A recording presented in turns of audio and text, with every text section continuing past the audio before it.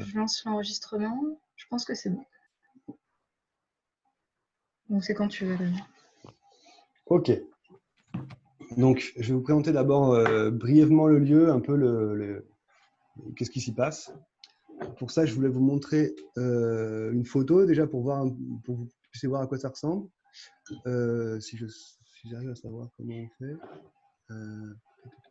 Partage d'écran.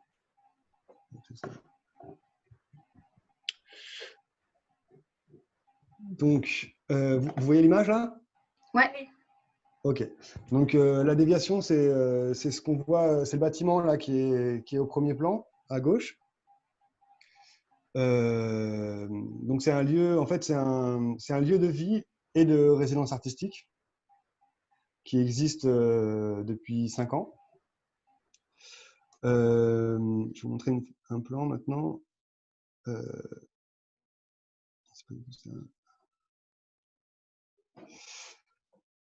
Voilà. Donc ça, c'est le dossier ERP qui est pas mal. Alors,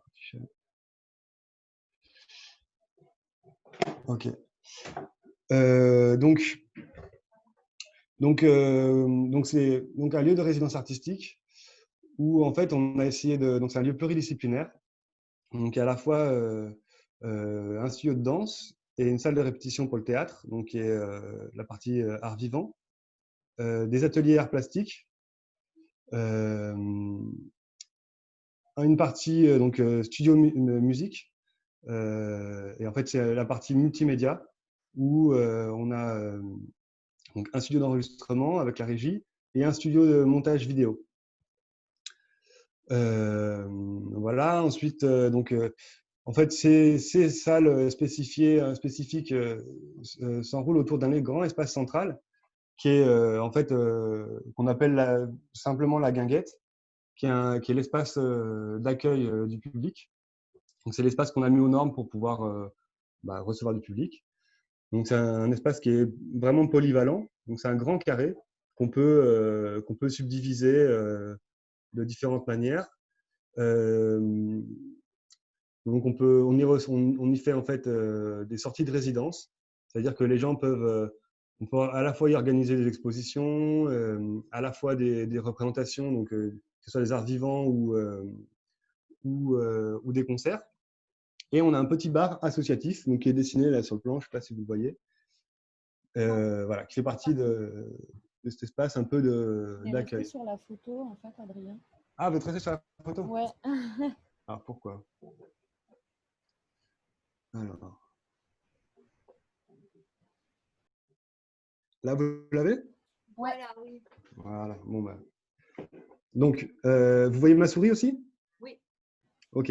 Donc, la partie multimédia dont je vous parlais, qui est en bas à gauche, avec studio de montage vidéo, studio d'enregistrement, le studio de danse, la partie donc plutôt répétition théâtre, qui est une salle noire où on peut travailler la lumière, un grand atelier art plastique, et l'espace central qui est l'espace d'accueil public, donc qui est ce grand carré là où on voit toutes les tables, avec en bas à gauche le bar associatif.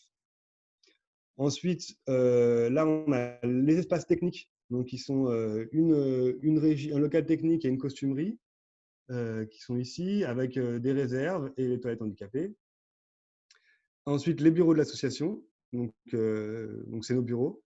Et ici, une partie, donc c'est écrit salle de repos, mais ça, c'était pour le dossier ERP. En fait, c'est la cuisine. C'est la cuisine du personnel, mais aussi la cuisine qui sert pour les événements. Et une salle à manger. Donc ça, c'est en fait, à droite, c'est les espaces privés, quoi, plutôt, qui ne sont pas ouverts au public. Donc, voilà, je peux vous laisser un peu le plan, si vous voulez voir. Après, ce qui n'apparaît pas dessus, c'est en fait les espaces les lieux de vie. Parce qu'en fait, dès le départ du projet, on a dû, pour pouvoir payer un loyer, parce qu'au départ, on était locataire, on a dû vivre sur place. Et pour ça, on s'est installé avec des caravanes, donc sur un grand terrain qui est en fait en bas de ce plan-là, qu'on ne voit pas, qui n'est pas représenté, et qui nous permet, en fait, les caravanes, c'est des chambres, en fait.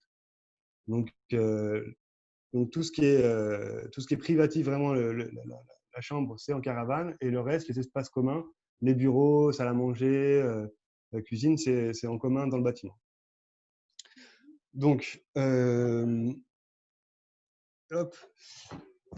Ensuite, donc pour vous raconter un peu pourquoi on en est arrivé là, donc les bases du projet, c'était simplement avoir en fait un lieu de création artistique libéré des contraintes marchandes, pouvoir en gros avoir posséder les moyens de production, en fait, même dans une vision un peu, une lecture un peu je sais pas, de lutte des classes entre ceux qui ont que leurs bras et ceux qui ont les moyens de production. Bah là, c'est ça, mais un peu au niveau de la culture.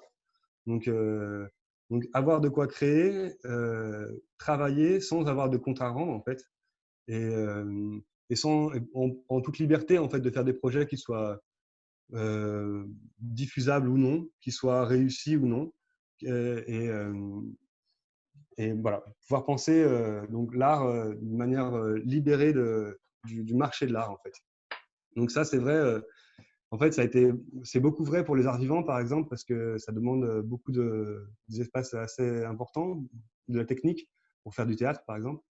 Et finalement, les compagnies, elles sont vraiment dépendantes des subventions qu'on veut bien leur accorder, et donc elles doivent choisir finalement leur création en fonction de ce qui pourra plaire en fait aux financeurs.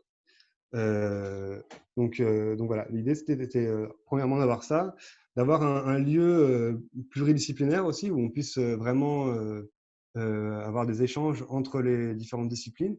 Ça c'était important, où il puisse y passer des rencontres. Enfin, il y a aussi une prise de position par rapport à la question du salariat, où il y a une idée un peu utopique de sortir du salariat, en fait, de réussir à trouver des espaces qui nous permettent de vivre de manière indépendante, de pouvoir créer en subissant moins la pression économique de l'extérieur. C'est-à-dire que, en fait, pour là-bas, on arrive à vivre pour pas grand-chose, et donc on peut vraiment disposer de notre temps, en fait, et notamment pour créer. Donc, il y avait la question aussi d'abolir la distinction entre la vie privée et les moments de création. Donc, vivre dans la création, quoi, en gros. Voilà. Après, bon, on est nombreux hein, dans le projet. Aujourd'hui, dans l'équipe, au départ, on était 8. Aujourd'hui, on est 24. Je pense que chacun y trouve un peu aussi sa manière d'expliquer le projet. Je pense que si vous aviez quelqu'un d'autre, peut-être qu'il vous en parlera différemment. On a quand même un manifeste qui est disponible sur notre site internet et qui est pas trop mal, et je pense que sur lequel tout le monde est d'accord. Donc, je vous invite à aller voir si vous voulez creuser un peu les raisons qui ont fait qu'on a monté ce projet-là. Ensuite, je peux vous parler du coup de notre organisation interne, des comment on tient, quoi.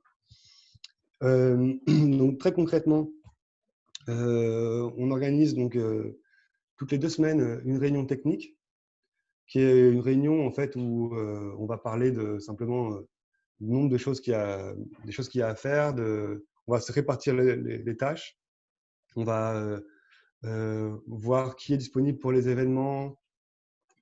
Donc oui, parce que voilà, c'est un lieu de résidence artistique, mais on fait de résidence, mais aussi de diffusion. Donc plusieurs fois par mois, on ouvre les portes, et donc là, il y a aussi un travail de mise en place, de être derrière le bar, de faire du rangement, de la régie, faire à manger, tout ça. Donc voilà, les réunions techniques, c'est les moments où on parle de tout ce qui est vraiment tout ce qui est technique dans le bâtiment. Il y a toujours des choses à réparer, il y a la distribution des tâches, et on essaye de vraiment se contenir aux choses vraiment techniques. Et c'est pas facile parce que ça touche toujours plein d'autres sujets, mais on essaie de s'y tenir. Pour ça, on fonctionne avec un ordre du jour qui est préparé. À chaque fois, il y a un référent de la réunion qui va préparer la réunion mettre en ligne un ordre du jour à l'avance que les autres pourront consulter et compléter pour que, en fait, au moment de la réunion, ça dure le moins de temps possible et que ce soit le plus efficace, quoi. Voilà. Ensuite, on a un système de réunion de fond. Donc ça, c'est des réunions qui ont été, qui sont très importantes en fait pour la tenue du collectif. Donc au départ, au début du projet, on en faisait une par semaine. Maintenant, on en fait une par mois parce que justement les choses ont un peu évolué, on commence à mieux se connaître. Mais au départ, donc là, c'est l'inverse. Hein, une réunion de fond, c'est typiquement, on ne parle pas de choses techniques, on parle que de choses qui sont de l'ordre de la cohabitation, de voir un peu comment chacun se sent dans le groupe. On va parler aussi des projections, des envies, des directions artistiques, mais plus au sens soit artistique, soit politique, de sujets qui nous intéressent. Voilà. Voilà pour les réunions de fond. Et on commence toujours par un tour de table. Donc, la plupart du temps. Donc, ça dure souvent 2 heures, où chacun parle et raconte où il en est par rapport au projet, s'il a envie de s'investir ou pas en ce moment, qu'est-ce que voilà. Excuse-moi, Ce tu qui dis juge. 2 heures, c'est la réunion ou c'est le tour de table? Comment? C'est le tour de table ou c'est la réunion qui dure 2 heures? C'est le tour de table. Ok. Des fois, c'est plus court, mais donc du coup, en fait, les réunions de fond, maintenant qu'on en fait qu'une fois par mois, elles durent souvent 4 heures, quoi. Ok. Mm. Et donc, ouais, c'est pas facile. En fait, on parle d'une manière de communiquer entre nous qui s'appelle la parésia. Moi, je pourrais pas bien en parler parce que c'est pas moi qui l'ai ramené, cette référence-là, mais c'est une façon de parler vrai, quoi, en fait, et de dire les choses.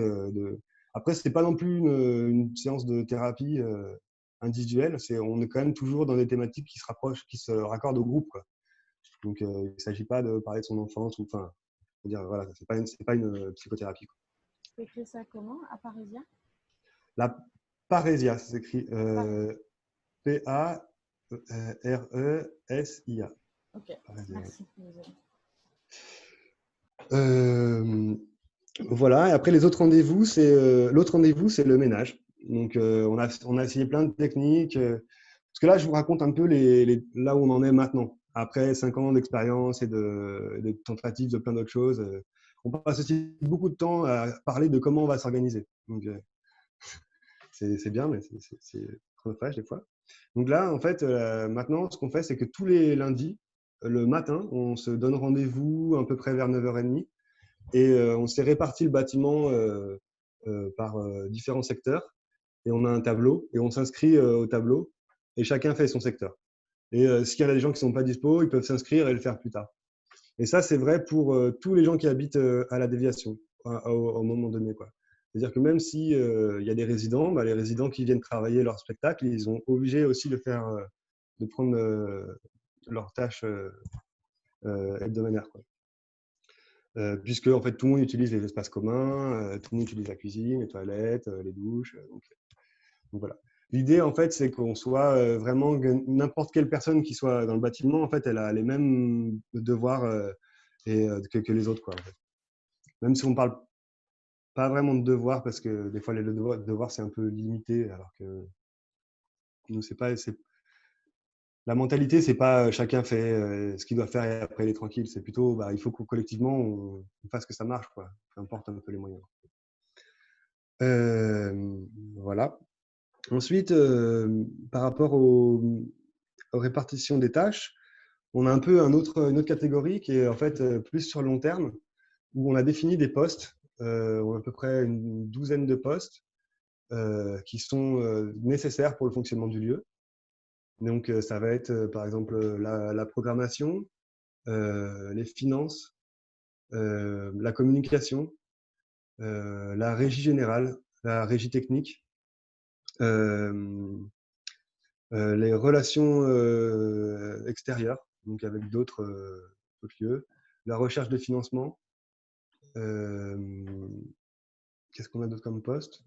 c'est à peu près. On avait un poste bénévole, mais maintenant on l'a plus. Ouais, ça change un peu. Et en fait, ce qui se passe, c'est que on part du principe qu'il il faut pas de spécialistes, en fait. Il ne faut pas de gens et ça c'est important dans la gouvernance si on veut parler d'horizontalité, c'est de faire en sorte qu'il y ait le minimum de dépendance entre nous et qu'on soit tous compétents partout, en fait. Donc pour ça, on a chacun une tâche dont on est référent, mais on est toujours deux par tâche et par poste, on va dire. Il y a un référent qui est le référent principal et un assistant qui est là, mais qui est là pour en fait apprendre comment on fait, quoi. Et, et ce qui permet de se former en fait. D'avoir bon, on a commencé par nos spécialités parce que c'était le plus simple. Donc, le régisseur technique, c'était quelqu'un qui savait un peu travailler dans la technique, qui sait faire, quoi. Mais son assistant, ça va être quelqu'un qui est intéressé, mais qui ne sait pas forcément comment on fait. Et en fait, ces postes-là, ils tournent en fonction des postes, soit tous les 6 mois, soit tous les 1 an, soit tous les 1 an et demi. Et en fait, à la fin de cette phase, l'assistant devient référent et le référent change de poste. Et ce qui fait que, voilà, c'est pour pas créer parce que dans les collectifs, c'est souvent, au bout d'un moment, s'il y a des mecs qui savent, parce que c'est les seuls qui savent faire quelque chose, et au bout d'un moment, ils concentrent un pouvoir en fait que les autres n'ont pas. Et du coup, ça déséquilibre les relations et le collectif, quoi. Donc, voilà nos méthodes pour les postes. Et ensuite, par rapport aux événements, il y a toujours la méthode la plus simple, c'est qu'il y a toujours un référent. Suivant celui qui est à la base de l'événement, qui a proposé ce qu'on allait faire, qui a invité tel groupe, il va être référent de l'événement et il va faire en sorte qu'il y ait des personnes qui soient là pour chaque poste. Donc, qui soient là, qui organise un planning suivant l'ampleur de l'événement, qui va organiser des tableaux et chacun peut s'inscrire et qui va veiller à que tout fonctionne. Et lui, pendant l'événement, en fait, il n'a aucun rôle. Il fait rien que coordonner, quoi, en fait. Donc, mais il est référent aussi si les flics arrivent et qu'il faut gérer ou qu'il y a une baston ou enfin voilà. Et c'est celui qui à la fin fait aussi fait le tour des caisses, qui va mettre l'argent à l'abri, qui fait en sorte que tout roule bien, quoi. Voilà. Là, j'avais un dernier point qui me paraissait important, c'était les moyens de l'autonomie. En fait, la propriété d'usage. Donc, nous, en fait, quand on est arrivé dans le lieu, on était locataire pendant 4 ans. Et en fait, on avait un propriétaire qui devait vendre parce qu'il avait besoin de vendre parce qu'il était endetté et tout. Et en fait, il a insisté pour nous vendre à nous parce qu'il adorait le projet. Et enfin, il adore le projet. Et nous, on ne pouvait pas parce qu'on était tous plus ou moins soit intermittents, voilà, pas intermittent riche, mais petit intermittent ou au RSA. Du coup, c'était pas envisageable d'acheter. Et du coup, on a cherché un peu des moyens. Et ce qu'on a fait, c'est donc on a fait une campagne de financement pour un achat qui est collectif. Alors, je vais d'abord expliquer un peu le montage juridique et après, j'expliquerai un peu la manière dont on a trouvé l'argent. Donc, en fait, le montage. Donc, la propriété d'usage, c'est une manière de. En fait, la propriété se divise en 3 termes. Donc, je ne sais pas les 3, je ne me souviens plus. Il y a l'usus, fructus et autre chose. Il faudra faire vos recherches, je ne sais plus. On m'a expliqué à moi-même et je ne sais pas forcément bien le réexpliquer. Mais en fait, l'idée, c'était en France, la propriété, c'est la somme de ces 3 entités-là qui avant n'étaient pas forcément fusionnées, quoi. C'est-à-dire que tu pouvais aller faire paître tes chèvres sur un terrain qui ne t'appartenait pas. Mais c'était connu qu'en fait, tu avais le droit d'y aller. Pareil pour les forêts où les gens allaient couper leur bois. C'était pas forcément chez eux, mais ils pouvaient l'utiliser. C'est l'abusus. Ah, l'abusus. Ok, merci. Et du coup, là, l'idée, c'est de redistinguer en fait ces formes-là et d'être, nous, propriétaires d'usage seulement, là, parce qu'on utilise le lieu. Mais de pas concentrer ces trois pouvoirs de la propriété. Donc, pour ça, on s'est basé sur un modèle qui a été créé en Allemagne dans les années 80, qui s'appelle le Mietshäuser Syndicat, et en fait, qui est une manière qu'ont choisi pas mal d'anciens squatteurs dans l'Allemagne de l'Est.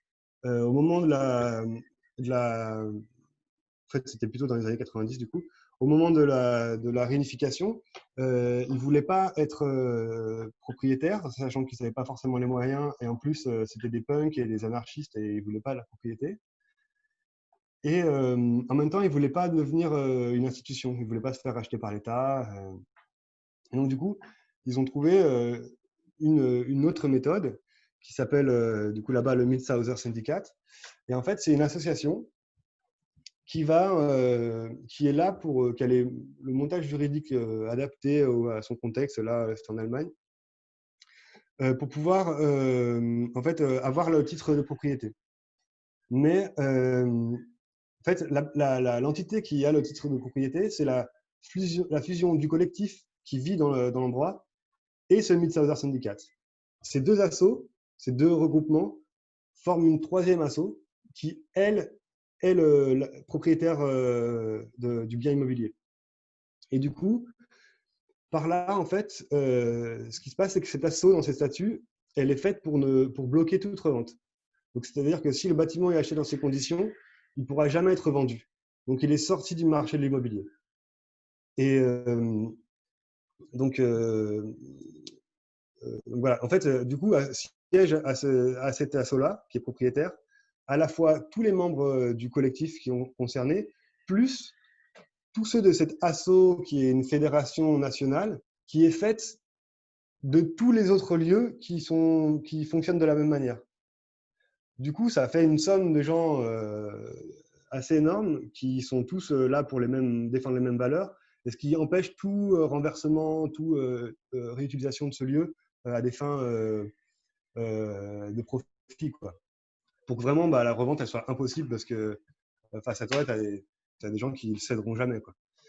Et à la fois, donc, ce système-là, il permet en fait, donc, ça a commencé doucement, mais ça s'est agrandi. Il y a de plus en plus de lieux en Allemagne. Il y a à peu près 150 lieux qui sont associés de cette manière-là.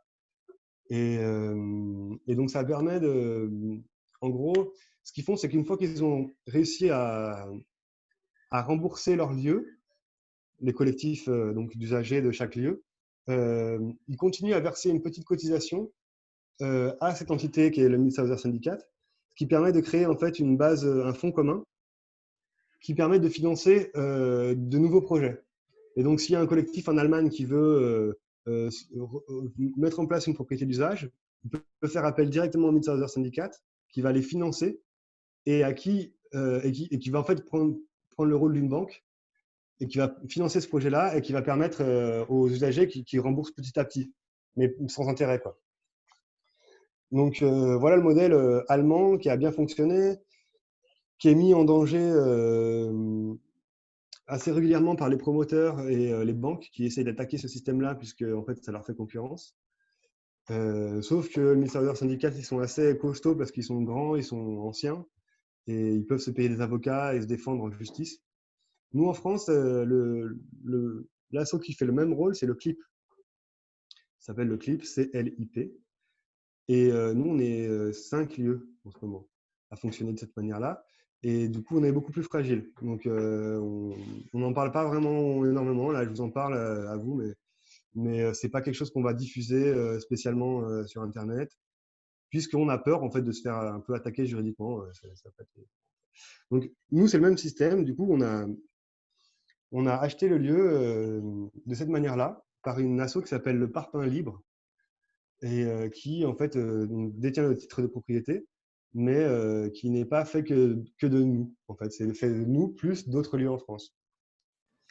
Voilà, donc ce qui nous a permis, en fait, par ce montage-là, de pouvoir faire une campagne de financement qui a un peu de sens pour nous, dans le sens que, en fait, l'idée, c'était de pouvoir racheter ce bâtiment et finalement de le sortir du marché de l'immobilier, de faire en sorte que, en fait, ce bâtiment qui est d'ailleurs un bâtiment qui pourrait être classé, parce que c'est les anciens ateliers mécaniques de l'usine Lafarge et anciennement La Coloniale. Donc c'est un très vieux bâtiment industriel assez beau et dont beaucoup de gens à l'Estac, dans lequel beaucoup de gens à l'Estac, donc le quartier de Marseille où on est, ont travaillé. Donc il y a plein de vieux qui viennent et qui disent ah j'ai passé ma vie ici et tout.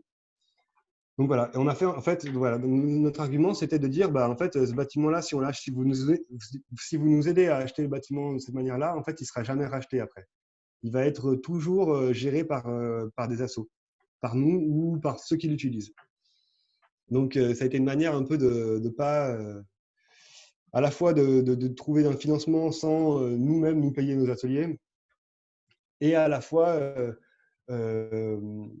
d'être pas non plus propriétaire parce que pour un collectif, c'est pas facile d'être propriétaire, d'avoir des parts, puisque si on a des parts, ça veut dire individuel, ça veut dire que s'il y a quelqu'un qui s'en va, il doit revendre sa part et que l'acceptation d'une autre personne sera conditionnée au fait qu'il puisse acheter cette part.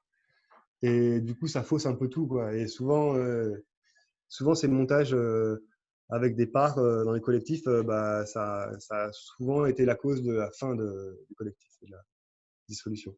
Du coup, là, maintenant, ce qui est bien, c'est que ça nous a permis d'acheter et en même temps de pouvoir voilà, aller et venir dans le projet sans avoir la pression d'être propriétaire individuellement, quoi.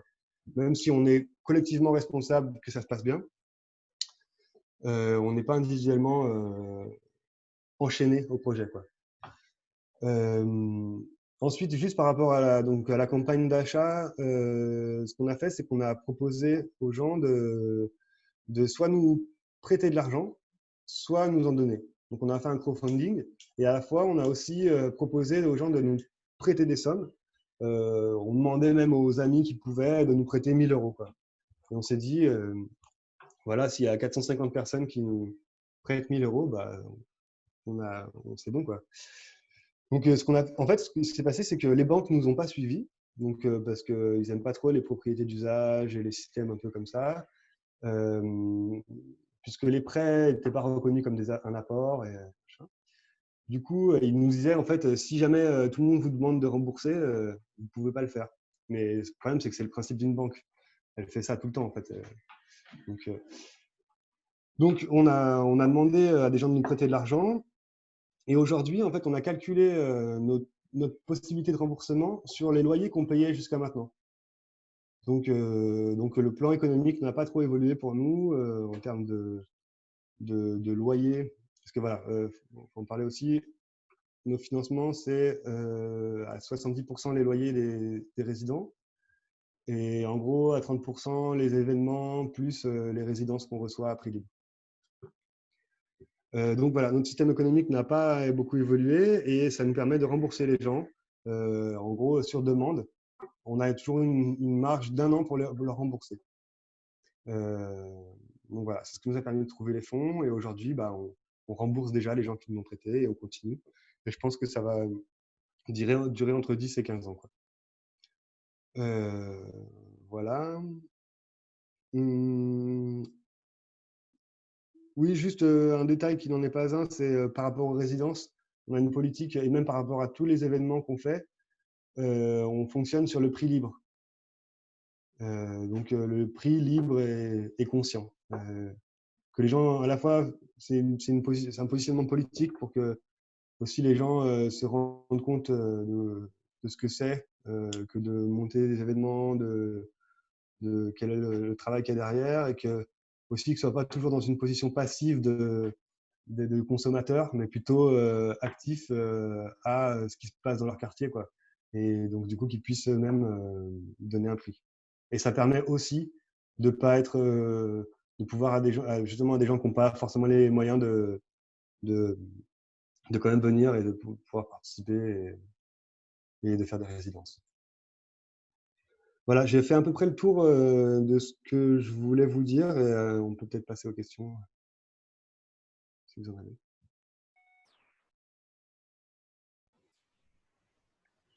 Merci beaucoup, hein, c'est trop cool. Je sais pas, Adrien, c'est toi qui anime un peu ou... Le- L'autre Adrien, pardon. Non, parce que Non, bon, ok. c'est juste que je suis dans le prisme initiative et je me dis qu'on pourrait commencer par le début, du coup, par cette partie-là. Ouais. Oui, c'est une approbation totale. Oui, Ouais. vas-y, Adrien. Cool. Effectivement, donc Adrien, comme tu le sais déjà, il y a 1, 2, 3, 4, il y a 5 prismes. Moi, je suis sur celui de l'initiative et de la propriété.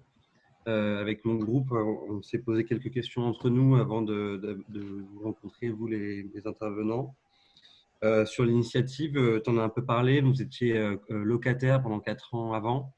Je voulais savoir à ce moment-là déjà comment s'était faite cette rencontre entre vous et le propriétaire à ce moment-là. Est-ce que c'est lui qui vous cherchait ou c'est vous qui l'avez trouvé?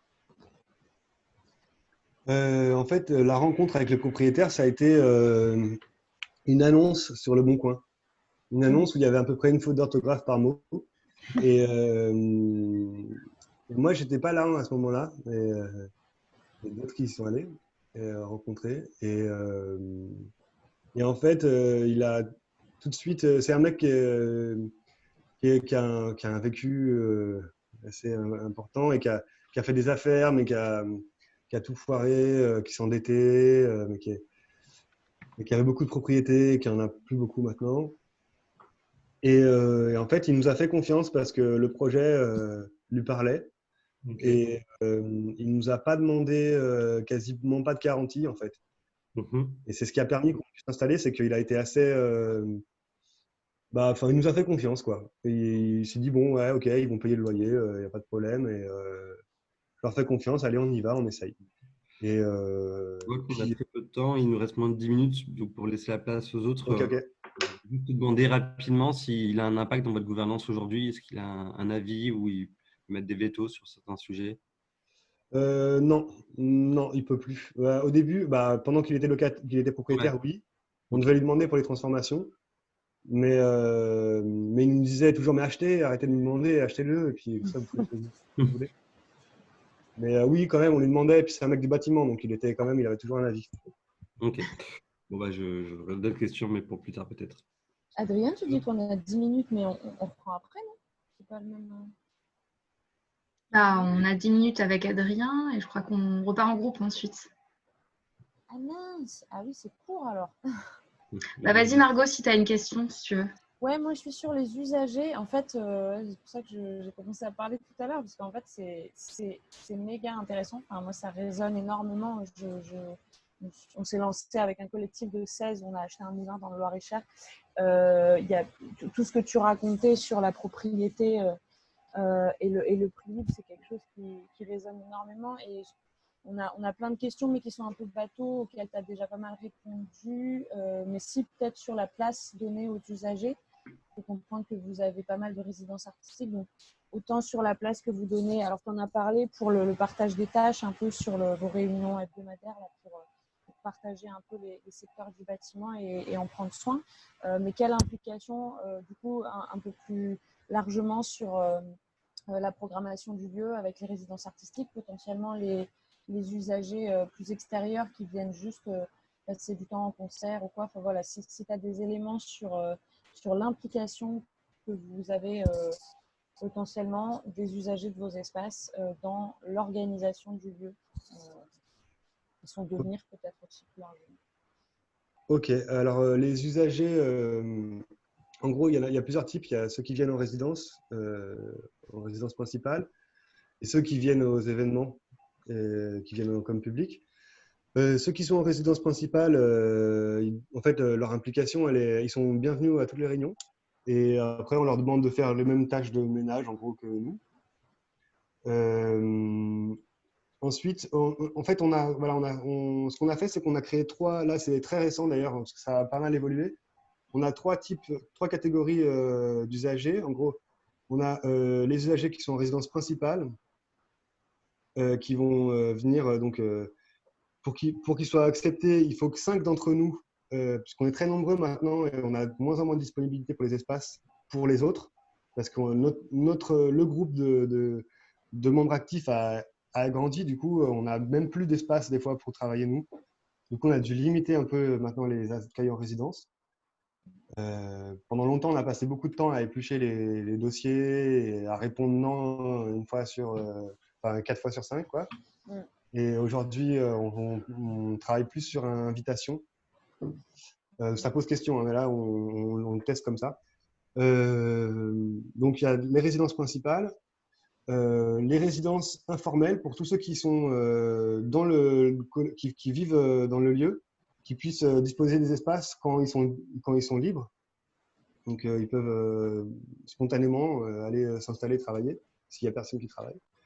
Et ensuite, il y a aussi maintenant, on a un rôle, c'est le voyageur.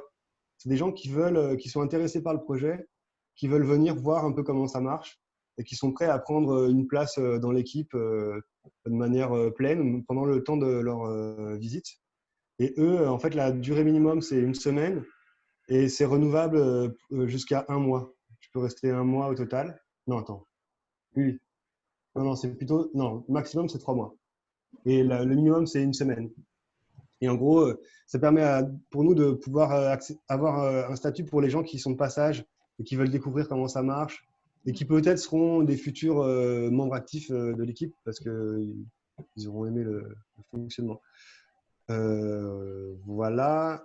Et après, avant d'accepter quelqu'un comme membre actif, il y a toujours, du coup, c'est par rapport à cette période un peu d'essai où la personne est là que nous, il y a un moment où on se réunit sans cette personne-là et on dit est-ce qu'on veut l'accepter? Est-ce que quelqu'un a un problème pour qu'on accepte cette personne? Et si tout le monde est OK, elle peut venir et elle est membre actif comme nous. Voilà. Après, sinon, il y a des voisins qui viennent pas mal. On a pas mal de gens du coin qui sont des habitués, quoi. C'est sympa. Certains qui s'investissent un peu. Qui commencent par exemple, on fait 1 fois par mois des soirées dégustation de vin. Et là, c'est un voisin qui est en lien avec les viticulteurs et qui commande le vin, qui s'occupe de tout et qui vient faire ça. Et on a aussi un dépôt de légumes. Du coup, on fait profiter de nous la commande qu'on a. On en prend plus pour les voisins qui peuvent aussi venir se servir. Du coup, 1 fois par semaine, en fait, on fait dépôt de pain, parce qu'on fait du pain aussi. C'est nouveau, là, depuis le confinement, on fait du pain parce que le bar ne pouvait plus tourner. On fait du pain, on fait des légumes, enfin, on vend des légumes, on n'en fait pas, enfin, mais pas beaucoup. Et on a une friperie autogérée aussi. Du coup, les gens apportent leurs vêtements et ils les laissent là, en fait, en don, quoi. Et du coup, nous, ça nous permet de faire tourner une friperie où les gens viennent l'après-midi, le vendredi, et essayer des trucs. Et payer à prix libre. Il y a une petite boîte et voilà. Ouais, je crois que j'ai Ouais. répondu. Il y a juste. Est-ce qu'il y a une structure juridique qui encadre? Désolée, ouais, mais on peut passer. Non, mais ça rejoint la question que moi j'ai sur la structure juridique. C'est mon thème là que je dois aborder. Et si c'est une asso, du coup, c'est ça? C'est une. Enfin, tu as abordé le sujet, mais. Et peut-être que Dounia aura une dernière question aussi à poser après. L'asso gestionnaire du lieu, en fait, elle s'appelle En Devenir. Et c'est une asso, en fait, ouais. Okay. Le lieu s'appelle La Déviation, mais l'asso, c'est En Devenir. Et c'est elle qui gère tout pour l'instant. Est-ce que vous avez des subventions? Non, on n'a pas de subvention. En fait, on a essayé ça a été un peu un choix au départ, en tout cas pas être dépendant. Parce qu'il y a beaucoup de lieux à Marseille et j'imagine dans d'autres villes qui ont fermé puisque les subventions ont changé de direction et du jour au lendemain, ils n'ont plus les moyens de continuer. Donc du coup, c'était une volonté d'être indépendant par rapport à ça et de fonctionner sans. Par contre, ce qu'on commence à faire, c'est à chercher des subventions d'investissement. Parce qu'en gros, il y a subvention d'investissement ou de fonctionnement. Et d'investissement, c'est moins, il y a moins il y a moins de dépendance qui se crée. Donc, ça va être par exemple, on a reçu, ça c'était à titre individuel, pour équiper l'artillerie plastique, on a reçu, je ne sais plus, 2 000 à 3 000 €. Là, on va refaire le toit. On a réussi à avoir une subvention pour faire l'isolation. Et donc là, c'est de l'investissement, mais c'est quand même très ponctuel. Et surtout, on a fait en sorte qu'on n'en dépende pas du tout, quoi. Voilà. Et par rapport aux résidents, j'avais l'impression qu'ils payaient. Souvent, les résidents sont payés. Et là, bon, ils payent un loyer, mais quand vous accueillez des artistes ponctuellement, est-ce que eux participent aussi au fonctionnement du lieu? Oui, oui, ils doivent payer aussi. Sur les résidences, c'est à prix libre. Par contre, il n'y a que les repas qui sont à prix fixe. Mais sinon, ils sont censés donner, participer quoi, aux frais en fait, de gestion, puisqu'on n'est pas, justement pas subventionné. Et que nous-mêmes, en fait, on est des résidents permanents, quoi. On est tous artistes. Et du coup, on paye un loyer et on y travaille bénévolement. Du coup, bah, on se met au même niveau que les artistes qu'on reçoit. Donc, après, c'est suivant leurs moyens, c'est à prix libre. Mais oui, ils doivent payer. D'accord.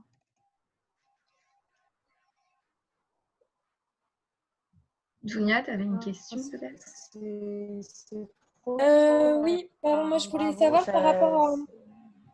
Ah, il y a d'autres questions en même temps ou... Vas-y, excuse-moi, Non, je mais parlais. ça coupe dans 1 minute, donc c'est pas grave, tant pis. Allô? Ouais. Mais vas-y, Non, mais peut-être je qu'en même voulais temps. savoir par rapport à la question de la responsabilité, qui c'est qui se portait un peu garant s'il y avait des problèmes, etc. par rapport à... Enfin, il y avait l'histoire des référents pendant les événements, mais je me Ouais. demandais par exemple de manière juridique ou financière, qui c'est qui portait un peu le chapeau, enfin, comment vous êtes organisé au niveau de la responsabilité en cas de risque ou C'est en un cas de collège, pépin?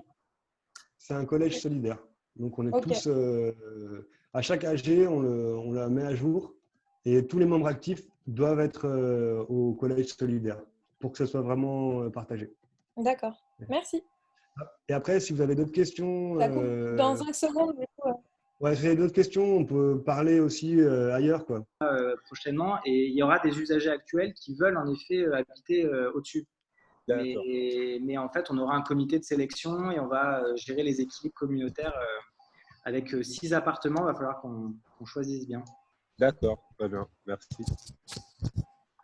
Tout le monde est de retour. Avant de faire le break, du coup, on voulait remercier avec Julie et toute l'équipe du début nos 4 intervenants qui ont pris le temps de venir nous voir, nous expliquer comment vous fonctionnez.